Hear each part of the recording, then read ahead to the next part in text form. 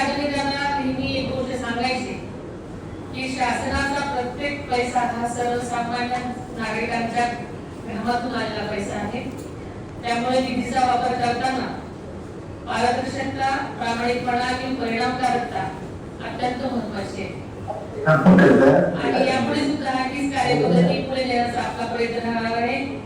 पुणे जिल्ह्याच्या विकासासाठी कोणतीही निधी कमी पडू दिला जाणार नाही याची राज्य शासनातर्फे मार्फत पूर्ण दक्षता घेण्यात येईल।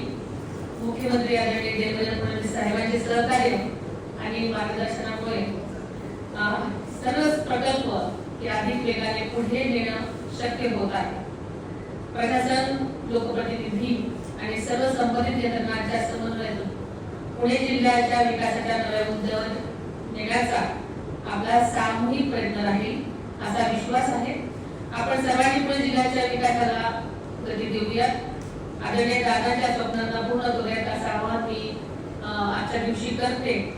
आणि नक्कीच आजच्या बैठकीत सर्व सन्माननीय सदस्यांनी अतिशय महत्त्वाचे मुद्दे मांडलेले आहेत। या सर्व विषयांची मी स्वतः नोंद घेतली आहे। सर्व अधिकाऱ्यांनाही मी माझ्या सूचना आहेत की उपस्थित केलेले सर्व मुद्दे सर्वसामान्यांच्या जिव्हाळ्याचे आहेत।